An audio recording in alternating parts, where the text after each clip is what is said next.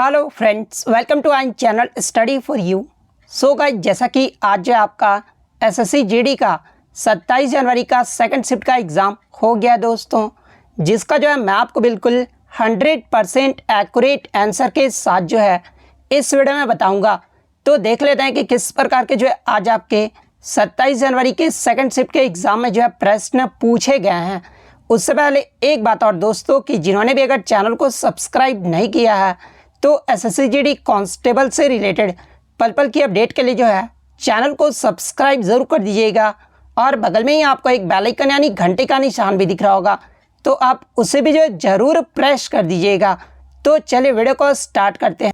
तो आज का जो आपका पहला क्वेश्चन आया था कि दवाल के नाम से किस भारतीय क्रिकेटर को जाना जाता है। तो देखिए, दवाल यानी दीवार के नाम से जो है ये राहुल द्रविड़ को जाना जाता है। तो राहुल द्रविड़ आपका करेक्ट आंसर होगा। और ये जो आपके राहुल द्रविड़ है ना, ये अभी पुरुष भारतीय क्रिकेट टीम के जो है मुख्य कोच भी हैं, तो ये बात भी आपको ध्यान में रखना है। इसके अलावा बात कर ले खिलाड़ियों के अन्य उपनाम के बारे में, जैसे कि मास्टर ब्लास्टर के नाम से जो है ये सचिन तेंदुलकर को जाना जाता है। हॉकी के जादूगर के रूप में जो है ये मेजर ध्यानचंद को जाना जाता है। उड़न पड़ी या फिर पायोली एक्सप्रेस के नाम से जो है ये पीटी उषा को जाना जाता है। दादा के नाम से जो है ये सौरव गांगुली को जाना जाता है। फ्लाइंग सिख के नाम से जो है ये मिल्खा सिंह को जाना जाता है। रावलपिंडी एक्सप्रेस के नाम से जो है ये शोएब अख्तर को जाना जाता है। टर्मिनेटर के रूप में जो है ये हरभजन सिंह को जाना जाता है। इसके अलावा माही या फिर कैप्टन कूल के नाम से जो है ये महेंद्र सिंह धोनी को जाना जाता है। गब्बर के नाम से जो है ये शिखर धवन को जाना जाता है। सर के नाम से जो वो रविंद्र जडेजा को जाना जाता है। हिटमैन के नाम से जो है ये रोहित शर्मा को जाना जाता है। इसके अलावा चीकू के नाम से जो है ये विराट कोहली को जाना जाता है। द वॉकिंग एसेसन के नाम से जो है ये रॉबिन उथप्पा को जाना जाता है। यूवी के नाम से जो है ये युवराज सिंह को जाना जाता है। इसके अलावा जिंक्स के नाम से जो है ये आपके अजिंक्य रहाणे को जाना जाता है। और अश्विन को जो है वो एस कहा जाता है। इसके अलावा जवागल श्रीनाथ को जो है वो आपका मैसूर एक्सप्रेस के नाम से जाना जाता है। इसके अलावा मैं आपको बता दूं कि मुल्तान का सुल्तान या फिर नजफगढ़ के नवाब के नाम से जो है ये वीरेंद्र सहवाग को जाना जाता है। इसके अलावा सनी और लिटिल मास्टर के नाम से जो है ये आपके सुनील गावस्कर को जाने जाते हैं। तो ये सारे खिलाड़ियों के उपनाम के बारे में जो है आप जरूर जान लीजिएगा। आगे के शिफ्ट में हो सकता है कि आपसे पूछा जा सकता है। नेक्स्ट क्वेश्चन आपका यहाँ पर आया था कि हाल ही में भारत के पहले लेवेंडर महोत्सव का जो उद्घाटन है ना, ये कहाँ पर किया गया है। तो देखिए, मैं आपको बता दूं कि मई 2022 में जम्मू कश्मीर के भद्रवाह में जो है देश के पहले लेवेंडर फेस्टिवल का जो उद्घाटन है ना, वो किया गया है। तो जम्मू कश्मीर आपका यहाँ पे करेक्ट आंसर होगा। नेक्स्ट क्वेश्चन आपका यहाँ पर आया था कि गरबा ये जो है किस राज्य का प्रसिद्ध नृत्य है। तो देखिए, ये जो आपका गरबा है ना, ये गुजरात राज्य का जो है एक लोक नृत्य है। तो गुजरात आपका करेक्ट आंसर। और देखिए, मैं आपको बता दूं कि ये जो आपका गरबा नृत्य है ना, ये परंपरागत रूप से 9 दिवसीय हिंदू त्यौहार यानी नवरात्रि के दौरान जो है इस नृत्य को किया जाता है। इसके अलावा गुजरात के अन्य लोक नृत्य की बात कर लें, जैसे कि आपका डांडिया, भवई, पघर, हुडो, टिप्पणी, ये सब जो आपके नृत्य है ना, ये आपके जो है गुजरात राज्य के लोक नृत्य हैं। नेक्स्ट क्वेश्चन आपका यहाँ पर आया था कि अक्टूबर 2022 में बीसीसीआई का जो अध्यक्ष है ना, ये किसे नियुक्त किया गया है। तो देखिए, मैं आपको बता दूं कि अक्टूबर 2022 में बीसीसीआई के जो 36वें अध्यक्ष के रूप में जो है ये रोजर बिन्नी को जो है वो नियुक्त किया गया है। तो रोजर बिन्नी आपका करेक्ट आंसर होगा। और ये कितने नंबर के अध्यक्ष है, तो इनका नंबर भी आप ध्यान में रखिएगा। ये जो आपका 36वें नंबर के जो है वो अध्यक्ष हैं। और रोजर बिन्नी ने जो है ये किसका स्थान लिया है, तो ये सौरव गांगुली का जो वो स्थान लिए हैं। इसके अलावा पहले के शिफ्ट में आपसे पूछा गया था कि जो है आपके बीसीसीआई के जो पहले अध्यक्ष थे ना, वो कौन बने थे। तो देखिए, बीसीसीआई के जो पहले अध्यक्ष थे ये आपके 1928 में R.E. ग्रांट गोवान को जो है वो बनाया गया था। तो ये फैक्ट भी आपको ध्यान में रखना है। इसके अलावा बात कर ले बीसीसीआई के उपाध्यक्ष कौन है, तो ये आपके राजीव शुक्ला हैं। बीसीसीआई के सेक्रेटरी यानी वर्तमान में सचिव कौन है, तो ये आपके जय शाह हैं। और देखिए इसके अलावा बीसीसीआई का फुल फॉर्म पूछा जाता है, तो देखिए बीसीसीआई का जो फुल फॉर्म होता है ना, ये आपका the board of control for cricket India, यानी भारतीय क्रिकेट नियंत्रक बोर्ड, ये जो इसका फुल फॉर्म होता है। और इसकी स्थापना की बात कर लें तो देखिए बीसीसीआई की जो स्थापना है ना, ये आपका दिसंबर 1928 में हुआ था। और इसका जो है मुख्यालय कहाँ पर है, तो देखिए बीसीसीआई के मुख्यालय की बात कर लें तो ये आपका मुंबई में स्थित है। तो ये फैक्ट भी आपको ध्यान में रखना है। नेक्स्ट क्वेश्चन आपका यहाँ पर आया था कि 35वें राष्ट्रीय खेल 2015 का जो आयोजन है ना, ये कहाँ पर किया गया था। देखिए प्रीवियस शिफ्टों में भी जो है यहाँ से आपके प्रश्न पूछे गए। तो देखिए मैं आपको बता दूं कि 35वें राष्ट्रीय खेल 2015 का जो आयोजन है ना, ये आपका केरल के 7 जिलों में किया गया था। तो केरल आपका यहाँ पे करेक्ट आंसर होगा। इसके अलावा मैं आपको ये भी बता दूं कि केरल में इस खेल का जो आयोजन है ना, वो आपका वर्ष 1987 के बाद दूसरी बार जो है ये आपका 2015 में जो है वो किया गया है। और देखिए मैं आपको बता दूं कि इस प्रतियोगिता में कुल 35 प्रकार के खेलों का जो है वो आपका आयोजन किया गया था, जिसमें नौकायान यानी याच चेकिंग को जो है पहली बार जो वो शामिल किया गया था। तो ये फैक्ट भी आपको ध्यान में रखना है। इसके अलावा इस प्रतियोगिता में जो है सर्विसेज एससीबी की जो टीम है ना, वो सबसे अधिक जो है वो पदक जीता था। सर्विसेज की टीम ने जो है टोटल 159 पदक जीते थे, जिसमें जो है 91 गोल्ड, उसके बाद 33 जो वो सिल्वर मेडल और 35 जो था वो कांस्य पदक था। और यहाँ प्रीवियस शिफ्टों में आपसे पूछा ये गया था कि 35वां जो राष्ट्रीय खेल हुआ था ना 2015 में, उसमें जो है सबसे ज़्यादा रजत पदक यानी सिल्वर मेडल जो है वो किस टीम ने जीता था। तो देखिए मैं आपको बता दूं कि सबसे ज़्यादा जो सिल्वर मेडल है ना, वो केरल की टीम ने जीता था। केरल ने जो टोटल 162 पदक जीते थे, जिसमें 54 स्वर्ण, 48 रजत और 60 जो था वो कांस्य पदक था। और ये केरल जो था वो दूसरे पायदान पे था। थर्ड पायदान की बात कर ले तो थर्ड पायदान पे जो है आपका हरियाणा राज्य रहा था। हरियाणा जो है ये आपका टोटल आपके कितने पदक, तो स्वर्ण की बात करें तो 40 स्वर्ण, 40 रजत और 27 जो था वो आपका ब्रॉन्ज मेडल था। तो ये फैक्ट भी आपको ध्यान में रखना है, क्योंकि टीसीएस का जो है कोई भरोसा नहीं, कहाँ से भी कहीं से भी पूछ सकता है। इसके अलावा नेक्स्ट आपका यहाँ पर आया था कि राष्ट्रीय गीत वंदे मातरम के रचयिता कौन है। तो ये भी जो आपका रिपीटेड प्रश्न है। तो देखिए वंदे मातरम के रचयिता की बात कर लें तो ये आपके बंकिम चंद्र चट्टोपाध्याय हैं। तो बंकिम चंद्र चट्टोपाध्याय आपका करेक्ट आंसर होगा। नेक्स्ट क्वेश्चन आपका यहाँ पर आया था कि मौर्य साम्राज्य की जो स्थापना है ना, ये किसने की थी। तो देखिए मैं आपको बता दूं कि नंद वंश के अंतिम शासक धनानंद को पराजित कर जो है चंद्रगुप्त मौर्य ने 25 वर्ष की आयु में जो है मौर्य वंश की स्थापना किए थे। तो आपका कौन सा राइट आंसर होगा, तो चंद्रगुप्त मौर्य जो आपका करेक्ट आंसर होगा। इसके अलावा आगे के शिफ्ट में अगर आपसे पूछा जाए कि मौर्य वंश की जो स्थापना है ना, ये कब किया गया था, तो ये आपका 322 ईसा पूर्व में किया गया था। और इससे प्रीवियस शिफ्ट में आपसे पूछा गया था कि ये जो आपके मौर्य साम्राज्य के अंतिम शासक यानी अंतिम राजा जो है ये कौन थे। तो देखिए मैं आपको बता दूं कि सतधनवन का पुत्र बृहदत्त जो थे ये आपके मौर्य साम्राज्य के जो है अंतिम शासक थे। इसके अलावा बात कर ले मौर्य साम्राज्य का समय काल जो है ये कब से कब तक रहा था, तो ये आपका 322 ईसा पूर्व से लेकर 185 ईसा पूर्व यानी 137 साल जो है ये मौर्य वंश का शासक रहा था। और मौर्य साम्राज्य की राजधानी क्या थी, तो ये आपकी पाटलिपुत्र जो कि वर्तमान में पटना है। तो पाटलिपुत्र ये आपको ध्यान में रखना है कि ये जो है मौर्य साम्राज्य का राजधानी था। नेक्स्ट क्वेश्चन आपका यहाँ पर आया था कि लोकसभा का सदस्य बनने के लिए न्यूनतम आयु यानी न्यूनतम उम्र जो है ये कितनी होनी चाहिए। तो देखिए लोकसभा का सदस्य बनने के लिए न्यूनतम उम्र जो है ये 25 वर्ष होना चाहिए। तो 25 वर्ष आपका करेक्ट आंसर होगा।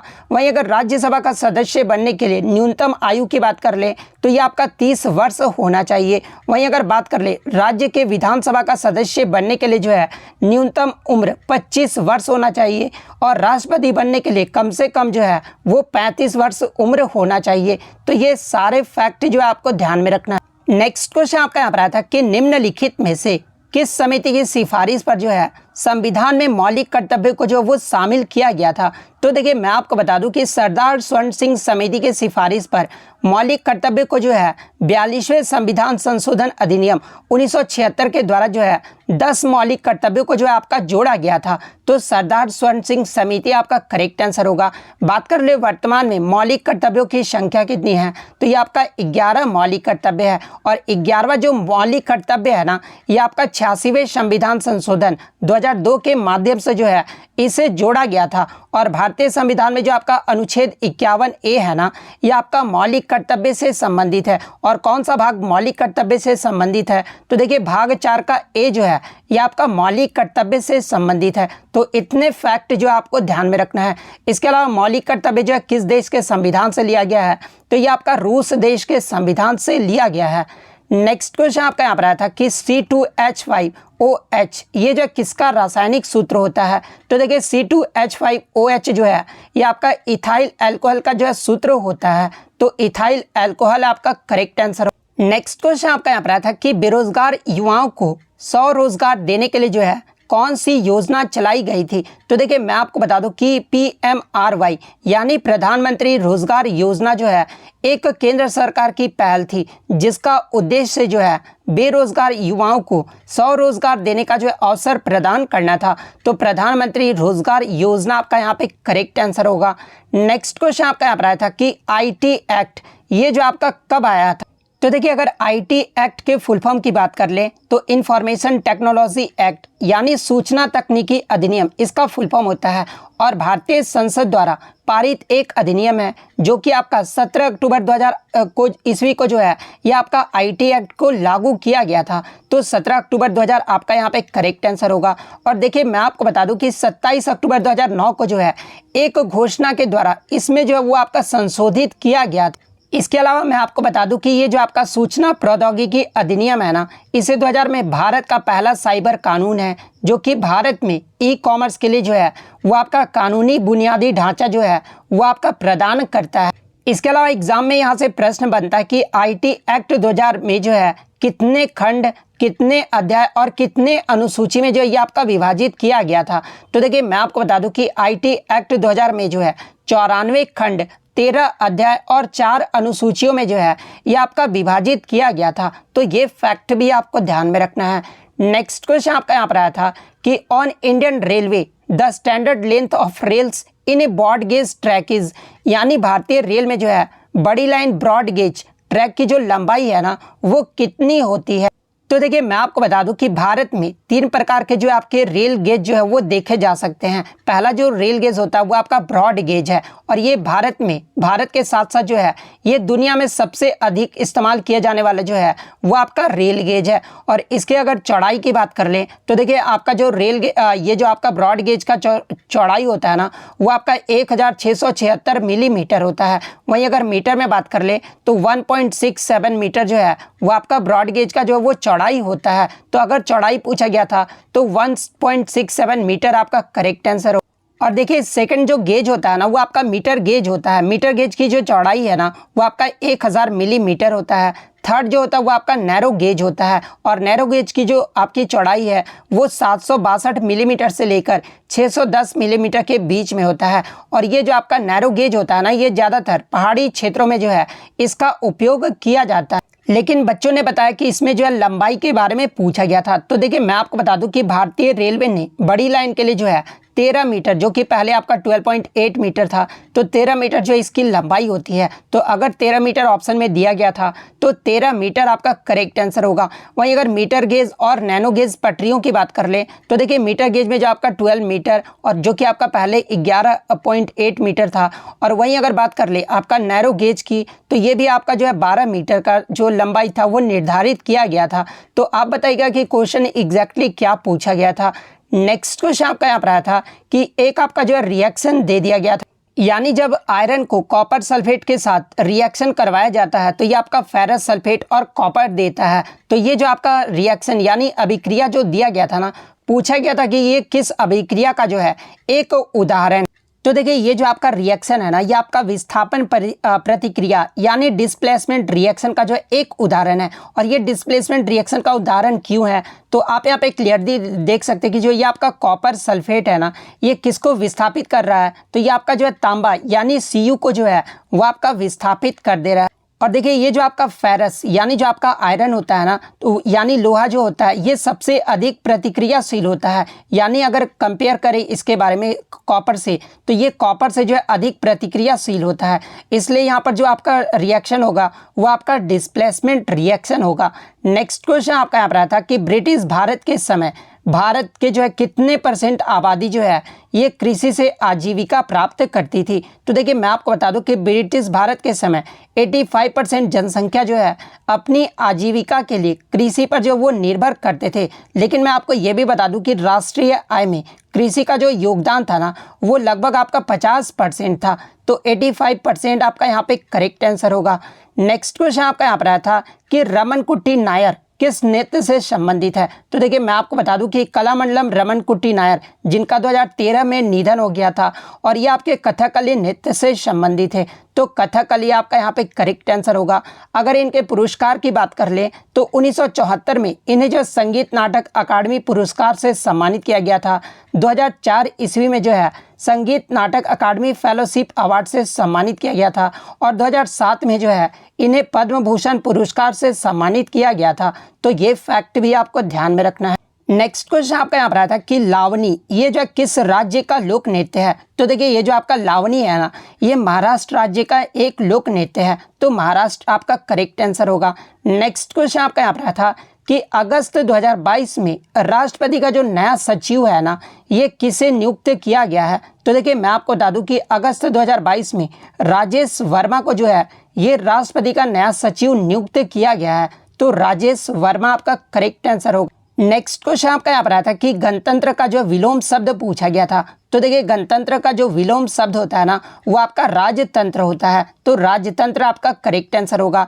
नेक्स्ट आपका छक्के छुड़ाना मुहावरे का अर्थ पूछा गया था। तो देखिए छक्के छुड़ाना मुहावरे का जो अर्थ होता है ना वो बुरी तरह से पराजित करना या फिर हरा देना होता है। तो इन दोनों में से जो भी ऑप्शन में दिया गया होगा वो आपका करेक्ट आंसर होगा। नेक्स्ट क्वेश्चन आपका यहाँ पर आता था कि समुद्र मंथन करना मुहावरे का अर्थ पूछा गया था। तो देखिए समुद्र मंथन करना मुहावरे का जो सही अर्थ होता है ना वो कठिन परिश्रम करना होता है। तो कठिन परिश्रम करना आपका करेक्ट आंसर होगा। नेक्स्ट क्वेश्चन आपका यहाँ पर आता है कि विनीत का जो है प्रवाचित शब्द पूछा गया था। तो देखिए विनीत के प्रवाचित शब्द की बात कर ले तो विनम्र, सुशील, शिष्ट, नम्र, विनयी, सिलवान ये सब जो होते हैं आपके विनीत के प्रवाचित शब्द होते हैं। तो इनमें से जो भी ऑप्शन में दिया गया होगा वो आपका करेक्ट आंसर होगा। नेक्स्ट क्वेश्चन आपका यहाँ पर आया था कि सारंग का जो है प्रवाचित शब्द पूछा गया था। तो देखिए सारंग के प्रवाचित शब्द की बात कर ले तो कुरंगम, चारू लोचन, कामदेव, कोयल, हंस, जयमाला। इसके अलावा बात कर ले आपके जो है मयूर, कबूतर, चितकबरा, सुंदर, मोर, सरी, अश्व ये सब जो होते हैं ना ये आपके जो है किसके तो सारंग के जो है प्रवाचित शब्द होते हैं। तो देख लीजिए इनमें से जो भी ऑप्शन में दिया गया होगा ना वो आपका यहाँ पे करेक्ट आंसर होगा। तो देखिए इतने क्वेश्चन जो है आज मुझे बच्चों के द्वारा मिले जो कि 100% रियल और ऑथेंटिक हैं। तो अगर वीडियो अच्छी लगी हो तो वीडियो को जो है लाइक ज़रूर कर दीजिएगा और इसी तरह जेन्युइन कंटेंट पाने के लिए जो है चैनल को सब्सक्राइब ज़रूर कर दीजिएगा। तो मिलते हैं नेक्स्ट वीडियो में, तब तक thank you, all the best.